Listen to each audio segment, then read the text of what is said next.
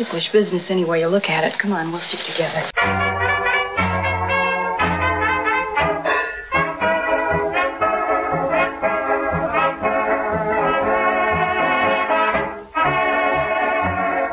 It's Ticklish Business, the podcast devoted to honoring and deconstructing classic movies. I'm Kristen Lopez, and I'm joined by the amazing Kimberly Pierce once again. Kim, how are you? Hello. Good. How are you? I'm doing great. Drea and Sam are off this episode, but we are fortunate to have a fantastic guest with us. I'm honored to say we have wonderful Bob Koster with us. Bob, how are you? I'm very well, thank you. Good morning to Kristen and Kimberly. Bob, I am so happy that you agreed to be on the podcast. For people that don't know, and if you don't know, I don't know how you're listening to this podcast for over 100 episodes, but Bob is the son of the fantastic director Henry Koster, one of my favorites. If you've listened to the show long enough, you've probably heard me mention my love for The Unfinished Dance, which is a movie that I want more people to see. And we'll talk about that movie, I'm sure, during this episode. Bob, the question I always am fascinated by when I talk to children of people in the studio era, was there a moment in your life when you realized that your dad's job was different than others? Do you mean different than other directors or different than other jobs? Other jobs.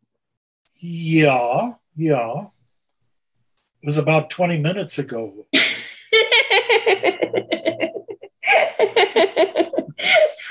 When I was a little boy, it was just a job. He went to work, he came home, or he didn't because I didn't live with him. My parents were divorced when I was 2 years old.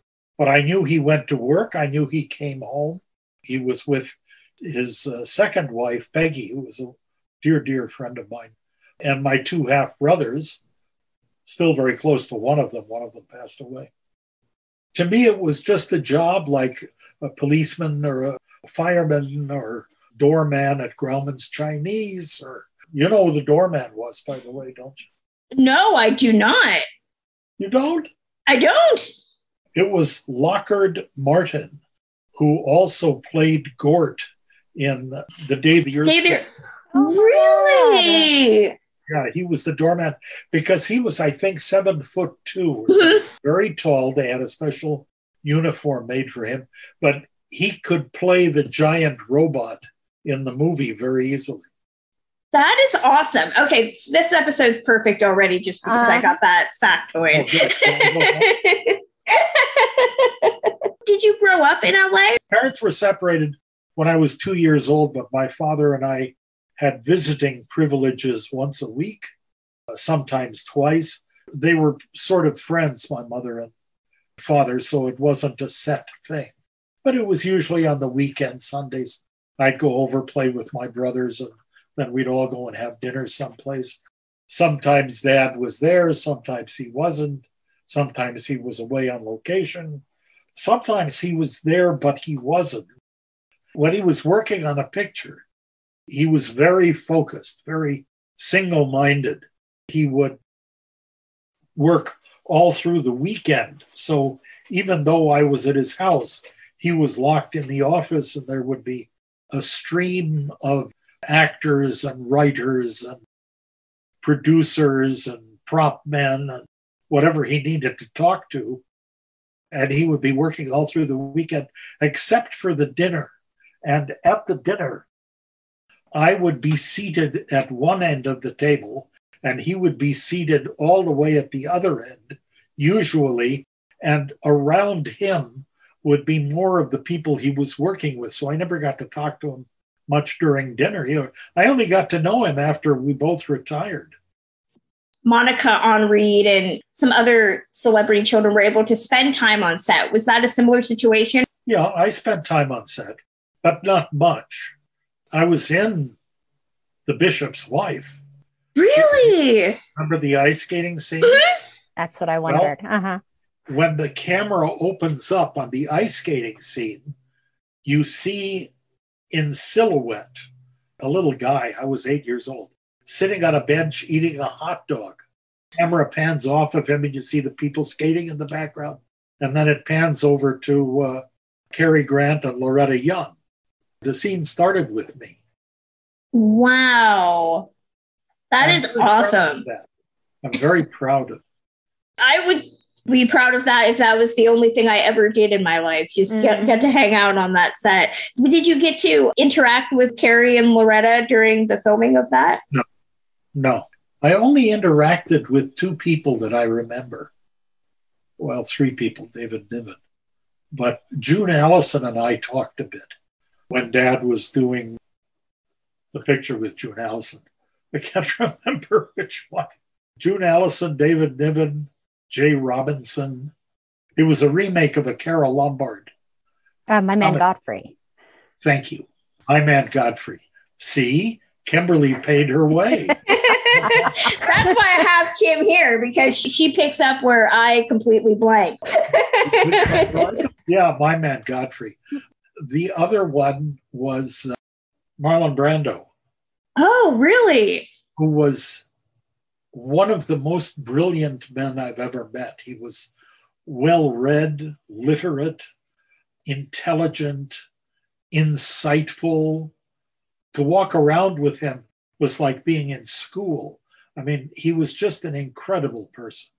He used to escape. This was when he was doing Napoleon, Désirée, Gene Simmons, and a bunch of other people. Michael Rennie was in it.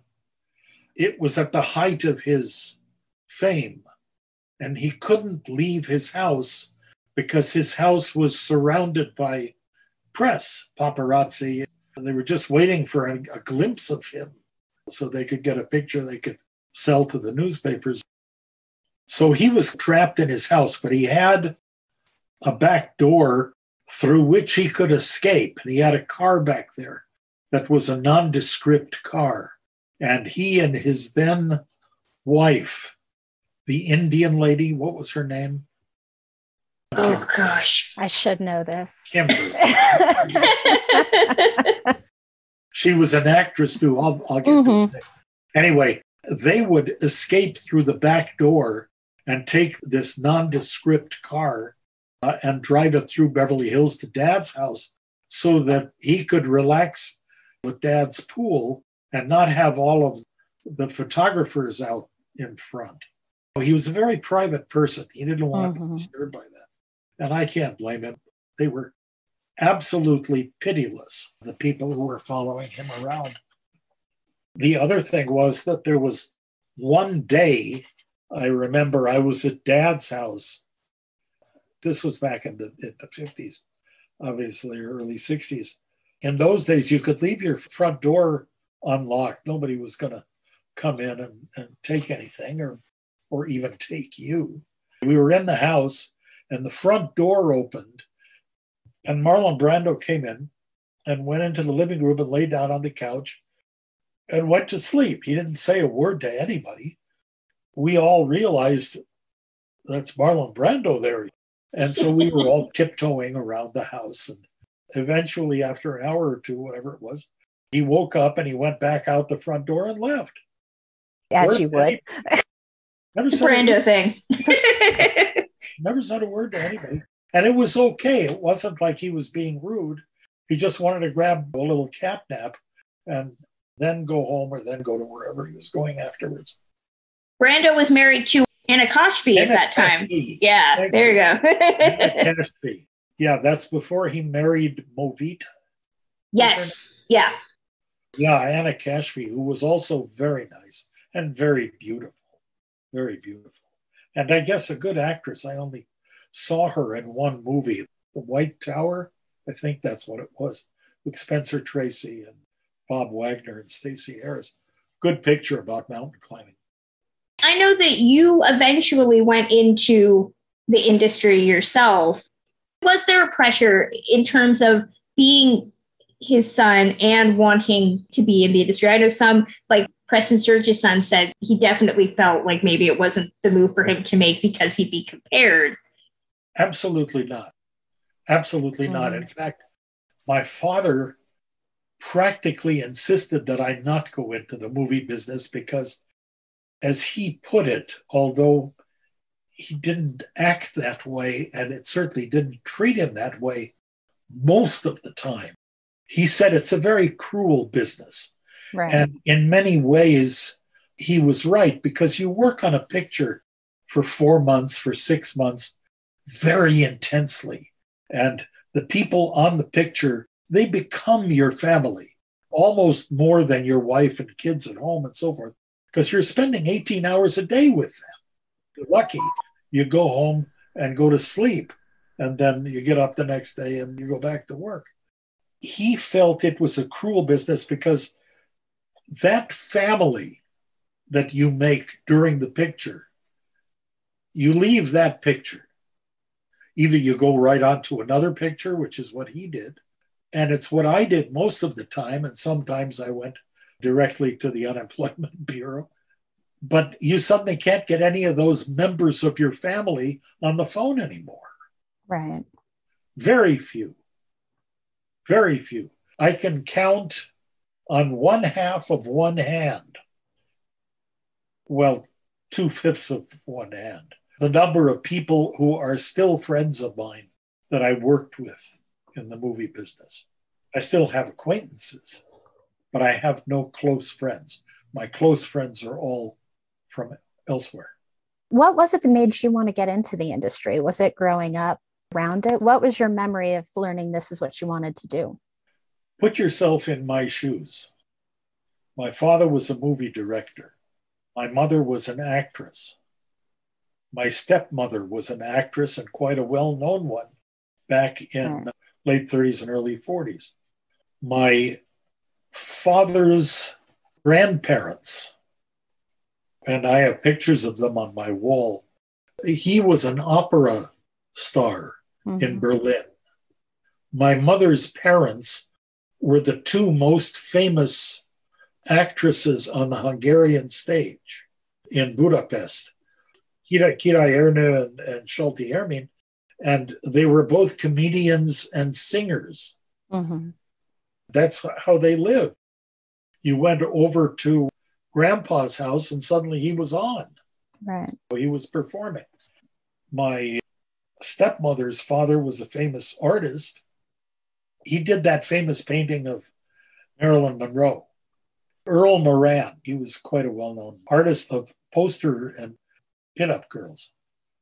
I've got my father, I've got my mother, my stepmother, my great-grandparents, my grandparents. My brother was an actor. Nick was in several of Dad's pictures. Now my son is an assistant director. How could I not? It's the family business. You never thought of anything else.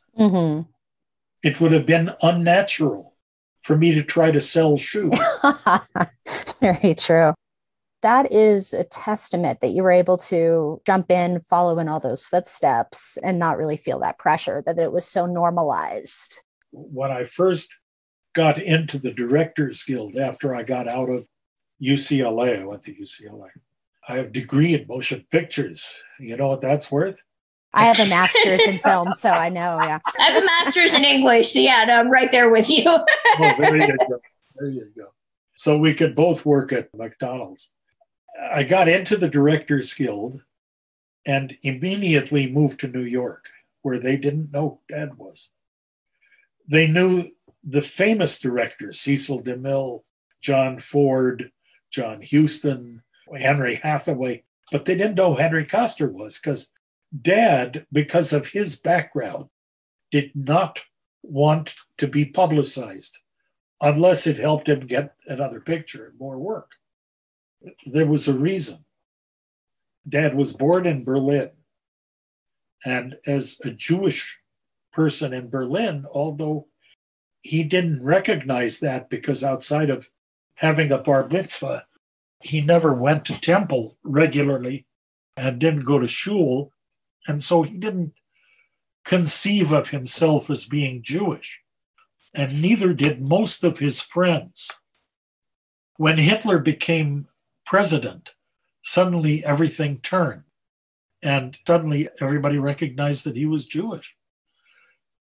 He had a group at his studio at Babelsberg. and this is a tradition in Germany, might still be, I don't know, but it's called the tradition of the Stammtisch. What it is, it's a particular table at a particular restaurant, and after work at the studio, the same group of producers, directors, writers, actors sometimes, all gather at this restaurant, and they go there after work and they have a beer and maybe some cold cuts or something. And then after an hour and a half, they go home and they have dinner with their family. But they talk about what they did during the day. They discuss what they want to do tomorrow. They exchange ideas for different ways to edit scenes. It's a healthy thing. The day after Hitler became president, Dad went to the Stammtisch, and they told him he couldn't sit there anymore because he was Jewish. Now, these are people whom he'd sat with for 2 or 3 years, day after day, and were good friends. And they told him he had to go to another table. Or maybe he shouldn't even be in that restaurant. So he knew he had to leave. I know that IMDb lists a story that your dad was forced to flee Germany because he actually knocked out a Nazi officer who insulted him. That story sounds utterly fantastic. Is that a story that you recall hearing? It's a story that I was about to repeat to you, but you've just... Yeah. I'm so sorry. I've totally spoiled the punchline. Way to steal the thunder, Kristen. I'm sorry. I'm just going to sit over here now. Do you mind if I recite some Shakespeare or something? I'll read from a book I was interested in. You're welcome to do that too. You opened it up. He went to his bank. Now, his bank was the credit union at the studio at Babelsberg. Babelsberg was the name of the Universal Pictures of Germany, of Berlin, which at that time was where the productions were. Now it's Munich. It's no longer Berlin. But Babelsberg Studio still exists. When I was in Berlin a few years back, they gave me a tour of it, and it was very interesting. I liked it. And it was huge. I mean, they had 20, 25 sound stages. They had quite a bit of stuff going on. Most of it was TV shows. They would have the morning show. They would have a couple of soap operas. They would have other things, like a studio today would. The bank was at Babelsberg. He had his money in the bank. Now, you know, when you go to a bank for a period of time, a year, 2 years, you get to know one of the tellers or two of the tellers, and you walk into the bank and they say, "Hi, Kirsten." Hopefully it's not Kimberly. So he'd gone to this bank for 2 years and he had some savings built up. And because of the Stammtisch incident and a couple of other incidents, I have the movie here, the last movie he made in Berlin, which was called Das hässliche Mädchen, The Ugly Girl.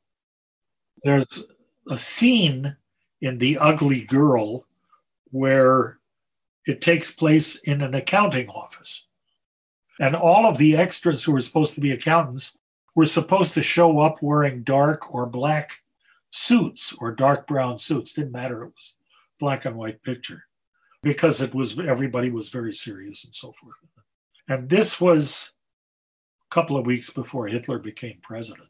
Dad was directing this picture as Hitler became president.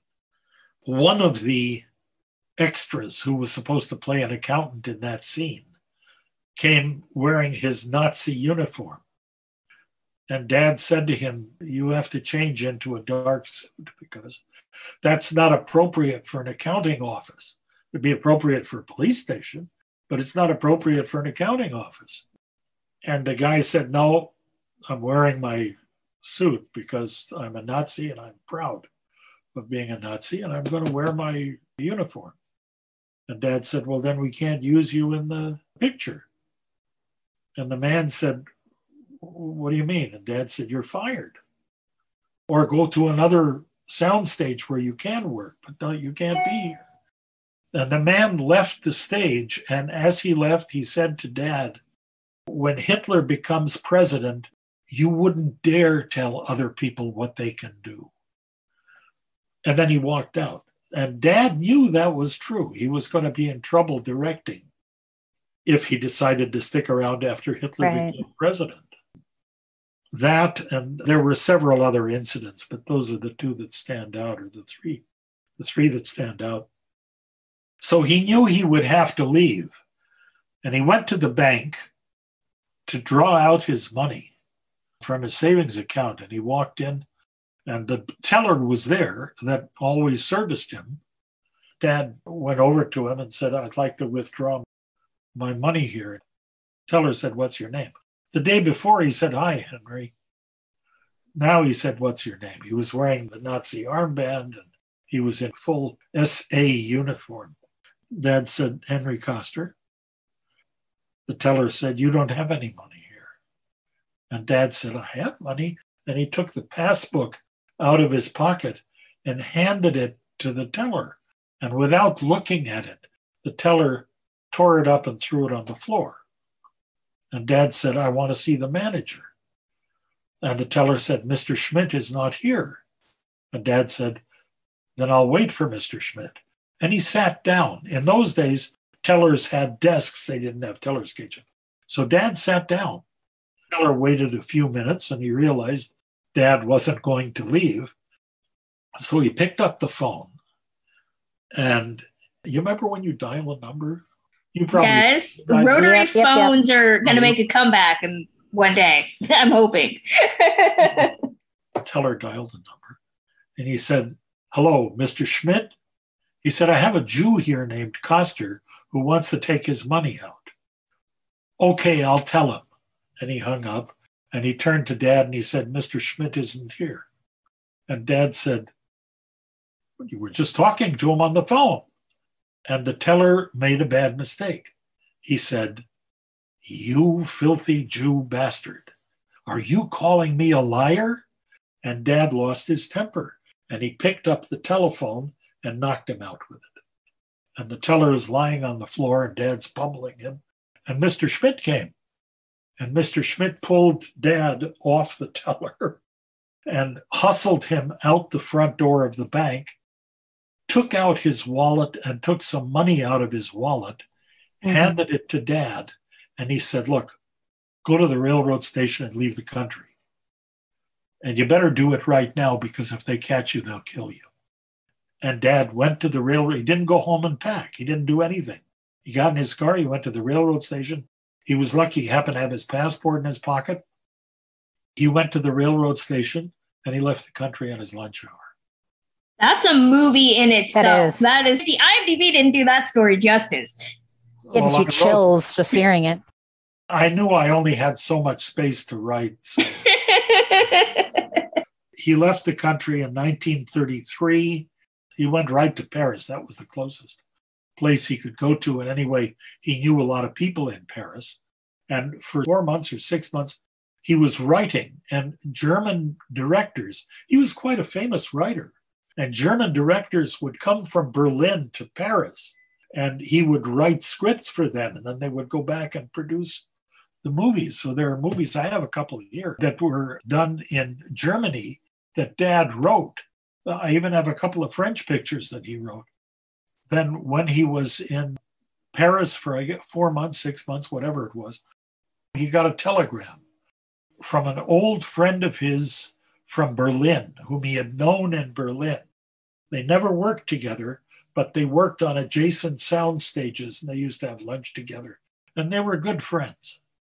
At that time, this other guy said to Dad, "One day we're going to make a movie together." Dad said, "Yeah, sure," because everybody says that. Well, his name was Joe Pasternak. Okay, there we go. He was in Budapest producing pictures for Universal. And Dad would have loved to work for Universal. He got a wire from Pasternak saying, "Come to Budapest and you can direct." And he got on the next train. He went to Budapest. Cool. He started directing. I have the 2 pictures he did in Budapest, and then he and Pasternak moved to Vienna. And I have the 2 pictures They did there together. And then in 1936, they came to the United States and started doing the Deanna Durbin pictures. Now, in Budapest, Dad, not only did he not speak Hungarian, but he didn't know anybody except Joe Pasternak. But Dad, I mentioned before, was very serious when he was working on a picture. That's what he did. He didn't do anything else. He'd forget to eat lunch. He'd forget to eat dinner. He didn't go out with girls. He was lucky he married Peggy because she was always home when he came home and she took care of him. So he went to Budapest, and after he was there for 2 weeks, 3 weeks, they were working very hard to get the first picture done. Pasternak said to him, look, we've been working together for a long time. You're a good friend. Why don't we go out to dinner tonight? You bring your girlfriend or whoever you're with, and I'll bring my girlfriend. We'll have a nice double date. And Dad said, well, I'd love to, but I don't have a girlfriend. And Pasternak said, all right, what are you looking for in a girlfriend? Dad said, it's easy. 3 things. 1, she's got to have a good sense of humor. 2, she's got to love good music, because I have music all the time. I'd have it playing now if I weren't on with you, by the way. And 3, she has to have good teeth. Okay. So Pasternak introduced him to my mother. They were married 3 weeks later. It's a true story. They were married 3 weeks later. Joe Pasternak with all the connections. His son, Michael, is still a very close friend of mine. Wow. That's the thing that I love about the studio era, because now we talk so much about auteur theory, that you can identify a director's films based on these themes, and you can tell a Kubrick from a mile away. You can tell a Spielberg from a mile away. I often feel that with classic studio era stuff, the great directors tend to get ignored because their work is not subscribing to that auteur theory. Michael Curtiz directed a billion types of different films. Your dad did all sorts of different movies. How do you look at auteur theory when it comes to this studio era? What do you think are the themes that your dad really wanted to showcase in the films that he worked on? That's a very difficult question, because I tried to talk to him about that. Now, going back for a moment, that you remember he had to leave Germany on his lunch hour. But the German government didn't particularly like him. And if he went back to Germany, he'd probably be killed, and you would be interviewing somebody else. His feelings about politics and about publicity and about being a public person were that he really didn't want to be, because he didn't want anybody to find him. He'd rather the Germans never found out where he worked. He'd rather just make his movies, make a little money, keep his family in food and shelter, and go to work doing what he enjoyed doing, and go home at night and not have to worry about anything. So consequently, I was never able to talk to him about politics. And that wasn't easy, because Ronald Reagan lived across the street. Ronald Reagan used to come over and try to involve Dad in political discussions. And that was one of the funniest things I ever saw. You are the second person to come on this podcast in as many weeks and have a Reagan story. So I feel like Reagan's slowly trying to invade this podcast from beyond. Dad and Reagan knew each other. Reagan used to come over and have coffee in the morning. I remember I was there a couple of times. Uncle Ronnie would come in and sit down in the kitchen, and Dad would pour some coffee, and they'd sit and chat, usually about movie things. Reagan would almost invariably try to involve him in some kind of political speech, and it never worked. Dad would not discuss politics. No way. Reagan had his ranch. You know that, the ranch. Simi Valley. No, Santee Ynez Valley. Oh, okay. Kim's a Colorado girl. She doesn't get to hang out in California nearly as much. I have family in Colorado. My son lives in Florence, or just outside of Florence. It's south of Denver. I'm in the Boulder area. If I tell you what the biggest building in town is, you'll recognize it immediately. It's the Supermax, the big prison. Okay. I know right where that is. Yep. Kristen, how come your friend knows about prisons?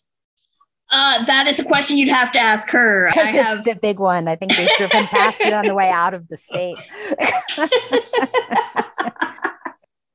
So Reagan had his ranch, and he loved his ranch. He'd invite Dad and Peggy up there. They'd go horseback riding.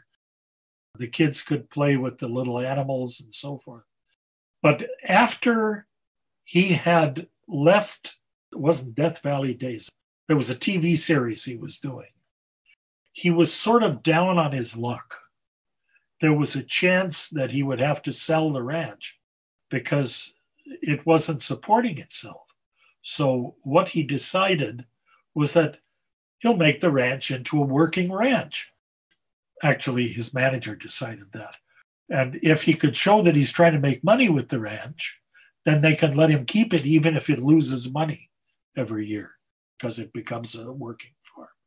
So every weekend when Ron came back from his ranch, he'd always collected eggs from the hens up there.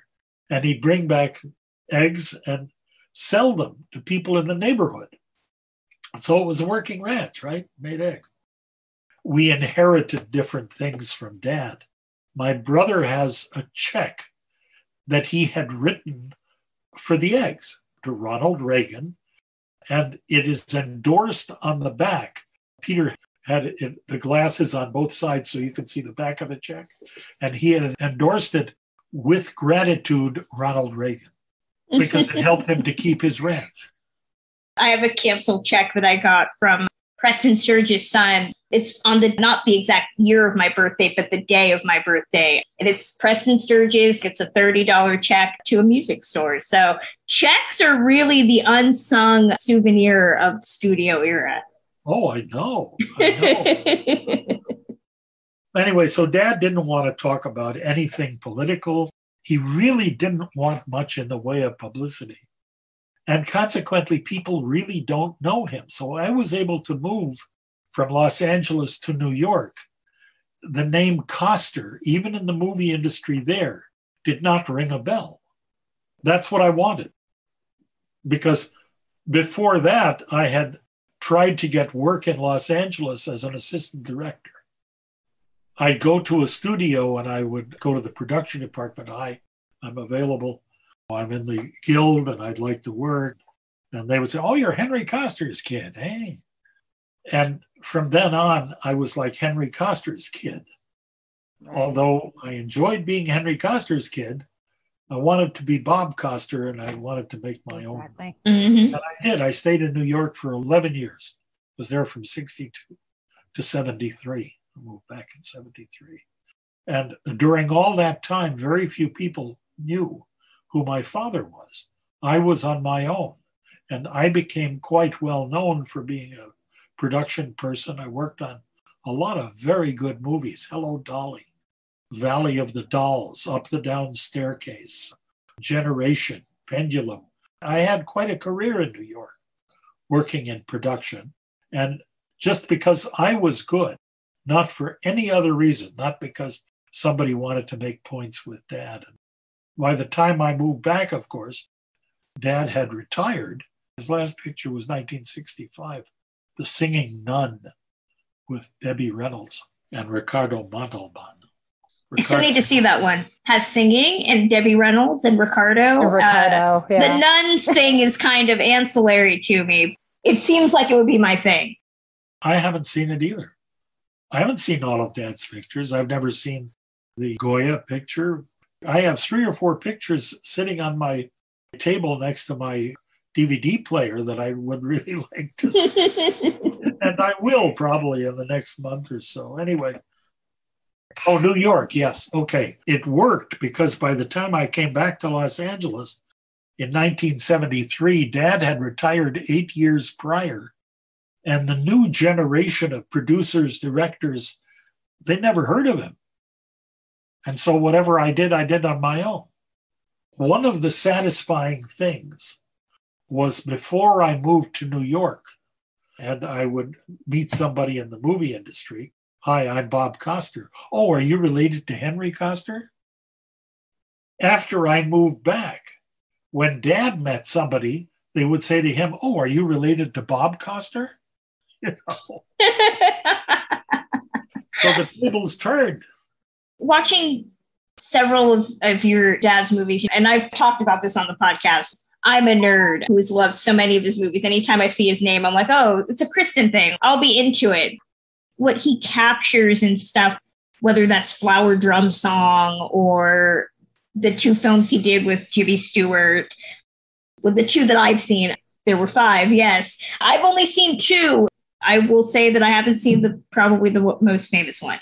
Harvey? I haven't seen Harvey. You haven't seen Harvey? I'm working on it. That's all. I'm finished. I knew I should have just lied and said, yeah, I've totally seen it. And it's a wonderful. That's what I've heard. I've seen Mr. Hobbs Takes a Vacation, and I've seen Tinker, She's Mine. Mr. Hobbs is the one I haven't seen. Oh, and I love both of those. Jimmy Stewart and his put upon dad phase. By the way, in Mr. Hobbs Takes a Vacation, there was one actress who was a favorite of the crew because she would leave the door to her dressing room open while she was changing. Oh my gosh. And wasn't Maureen O'Hara, was it? Thank goodness. But Maureen O'Hara had a makeup man, and he made her up from the waist up. Really? Yeah, but she didn't want to have that makeup edge around her collar. That's interesting. I would have never thought of that. You learn something new every day. I love how he captures not just the average person. There's that sense of magic in the reality of it. Like The Bishop's Wife is a prime example. That's such a movie steeped in reality and the feelings of being put upon by life.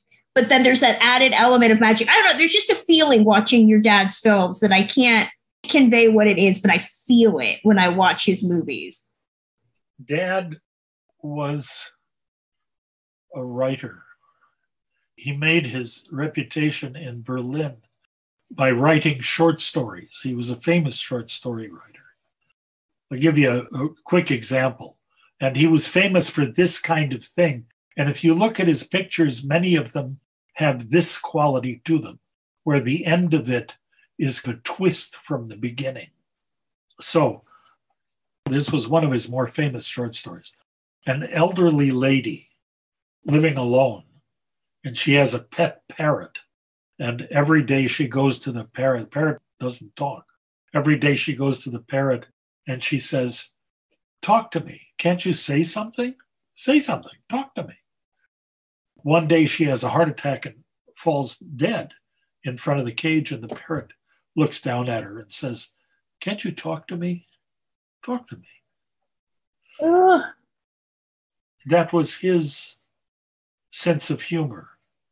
He always took something that is basically very human and did this to it. Twisted it a little bit. Exactly. I don't know any other director, and this is where I shill for The Unfinished Dance, which, again, is my favorite movie. That's a film that you think it starts out as this delightful tale of little girls at a ballet school. It's got Margaret O'Brien, all this fun whimsy and whatnot. And then it culminates with Margaret O'Brien's character pretty much hobbling a woman and breaking her leg so she can't dance. It gets this very dark patina to it. You're like, wait, we just started with happy ballerinas. How did we get here? And I love it so much. That's Dad. Dad considered motion pictures the modern day campfire. You get a bunch of people sitting around who don't necessarily know each other, not very well anyway, and they're all appreciating the same thing at the same time. And it's got to be a good story. It's got to be a good story. Did you ever hear a bad story at a campfire? I missed the campfire era. I need to recreate that in my backyard or something. When I was in Girl Scouts, we were around a stove. I did have campfires. When I was a kid, they sent me away to summer camp. So I know about the campfire tradition. And it's a very strong tradition. And Dad, he never would admit this. He also, by the way, never would admit that any of his pictures had any kind of a social comment in them. He didn't believe in that. The picture that he made when he left Berlin, The Ugly Girl, Das hässliche Mädchen, with Genia Nikolaeva and Dolly Haas, is about a girl who isn't that pretty, who goes to work at a company in the accounting department. The other people are making fun of her because she isn't very pretty. And toward the end of the picture, she becomes engaged or marries the president of the company because he sees that she has goodness. Something like that. It is unquestionably a feminist picture. It's a picture that you say to yourself, wait a minute, well, I should live like that. That's the attitude I should have. And I mentioned that to him. I said, when I saw Hässliche Mädchen, I thought very strongly about that you made this into a social comment, really.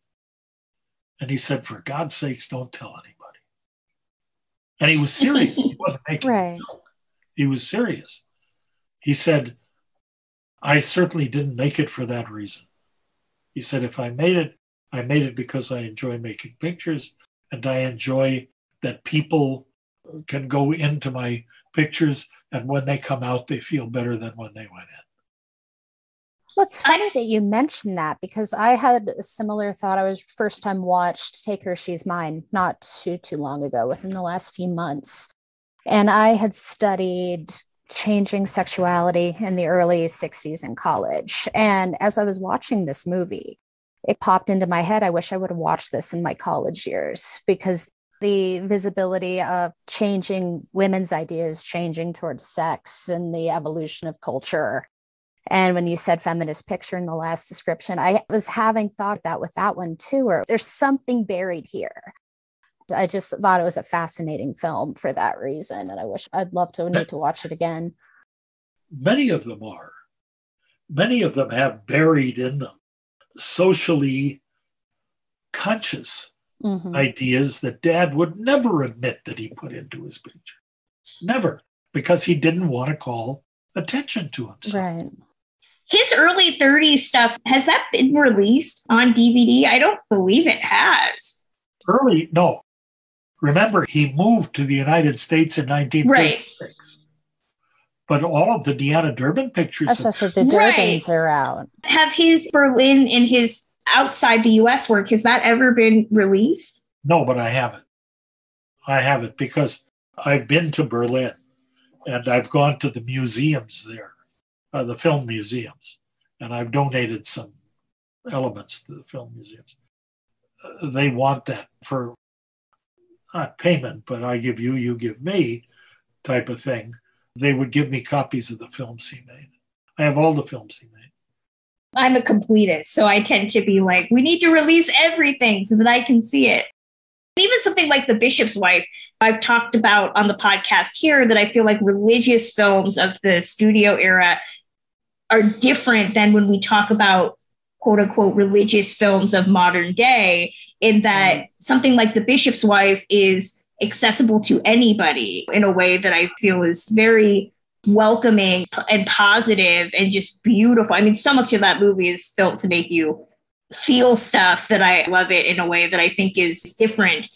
That is also buried there in a lot of his stuff in terms of faith and believing in something bigger than oneself, even if that's ballet and The Unfinished Dance. I mean, dance takes on this big religious fervor, which is why Margaret O'Brien feels the need to hobble. I'm sorry, it's just my favorite plot point in all of film. It's faith, but it's caged in humanity in something like The Bishop's Wife.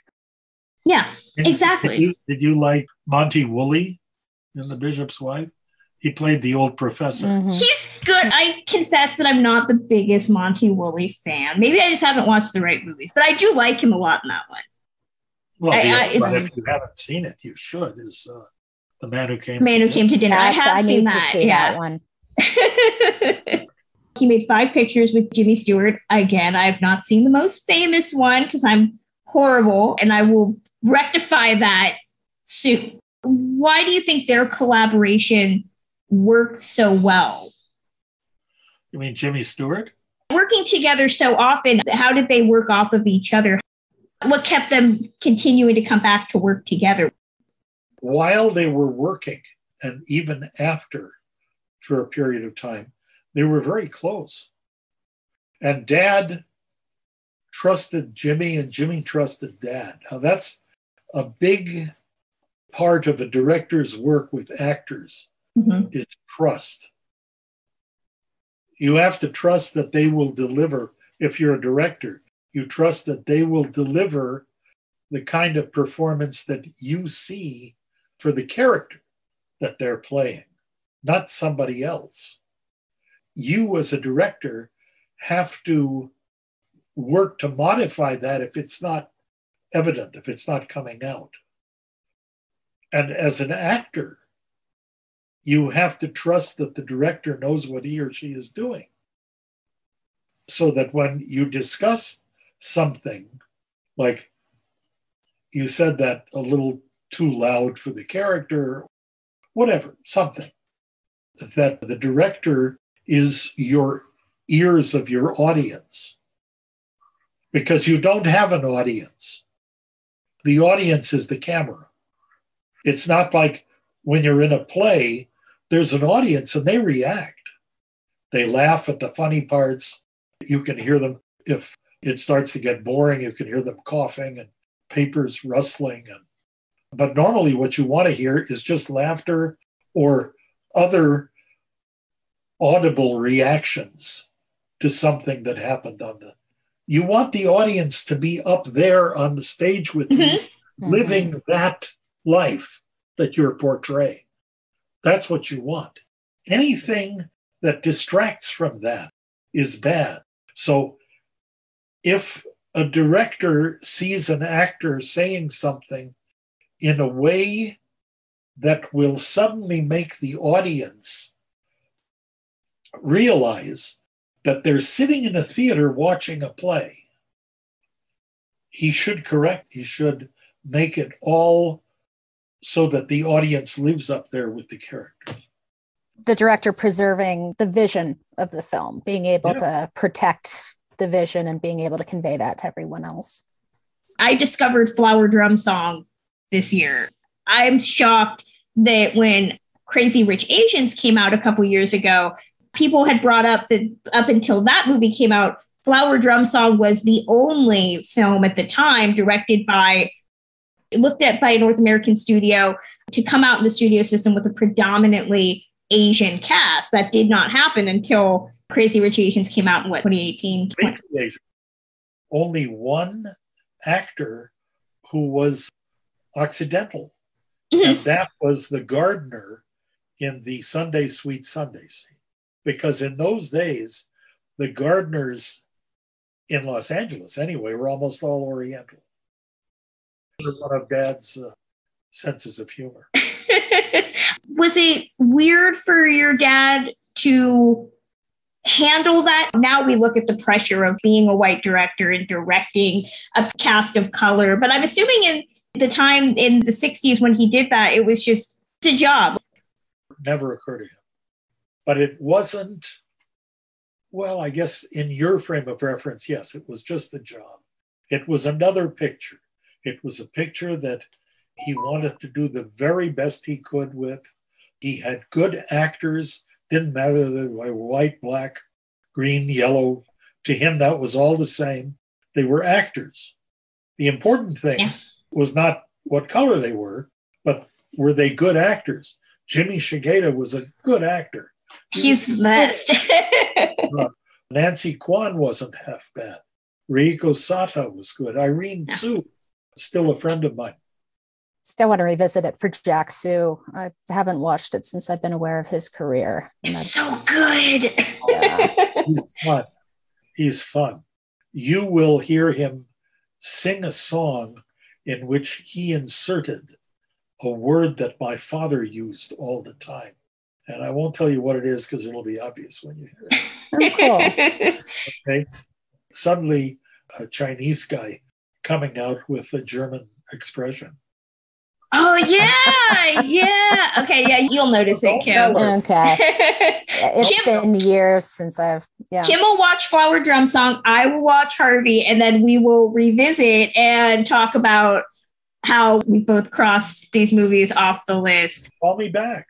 I definitely will. Yes. If only so that I can feel better about missing one of the landmark Henry Koster films that I probably should have seen a million years ago, but I didn't. I have a softball I'd like to ask. Do you have a favorite film of your father's work? Is there something that just encaptures him that you would recommend to everybody? There are two for different reasons. There's 100 Men and a Girl with Deanna Durbin and Leopold Stokowski. Okay. And there is No Highway in the Sky, which is, if you look at it, have you ever seen it? I've not, no. Jimmy Stewart and Marlene Dietrich. Oh, wow. Okay. Okay, you already got me. I'm in. And every out-of-work British actor they could dig up. We shot it in London. No Highway in the Sky is a lesson in filmmaking. When you see the picture, you'll see what I mean. I was working on a picture in San Diego. It was the last day of filming. And we had about a half a day's shooting, and then we were going to put all the stuff into trucks and go on back to LA. We could get back to LA easily before 5, so we would be off the books. We wouldn't get overtime. It was fine. And we were in a hotel in the presidential suite or whatever it was, their biggest suite in the hotel. We were shooting in the living room, and we had all the extra lamps and everything in the bedroom, and the equipment, the grips and electricians were going in and bringing stuff out and rigging, so forth. And the bedroom is where the bathroom was. So you had to go through the bedroom to get to the bathroom. And for some reason, the crew had to go to the bathroom from time to time. Something that I wish they would take out of the union contract, because it's a waste of time as far as I'm concerned. Anyway, people were going into the bedroom to go to the bathroom, and somebody turned on the TV set in the bedroom, and No Highway in the Sky came on. It was just beginning. And the director happened to go through because he had to go use the facilities, and he came out and he saw the picture. And he realized we only have maybe an hour of shooting here. And this was 11 in the morning. So we have plenty of time to wrap up, get back to Los Angeles. He called the crew and he said, "Come on in, sit down, watch the picture, and then we'll finish it." And they watched No Highway in the Sky. He said he was the guy who would know because he taught. He said, "Watch this carefully because it's a lesson in movie making." Definitely. Oh, that's cool. It's true. So he stopped our production, and he didn't know that I was his son. He didn't know that I was Dad's son. I told him after the picture was. Bob, I thank you so much for taking time out of your day to chat with us. Yeah, it's such a thrill to be sitting with you. For listeners who want to learn more about you or get in touch, what's the best way? You are on Facebook. Well, I'm not sure that I should reveal this to somebody who has never seen Harvey. I know. Whether you've seen Harvey or not, I'm accessible. I'm in the phone book. I may not pick up the phone. Just leave me a message. I'll call you back. That's going to close out this edition of Ticklish Business. You can send all your thoughts on Henry Koster, Bob Koster, which movies I should see, why have I not seen Harvey. Email that to us at ticklishbiz@gmail.com, or you can tweet that to us at ticklish @ticklish_biz. You can reach out to me on Twitter @journeys_film. Kimberly Pierce, where can fans find and get in touch with you? I am probably on Twitter most of anything @kpierce624. You can find me hanging around the Ticklish Business page as well, webpage. Feel free to comment on anything and let us know, and I'll definitely read that.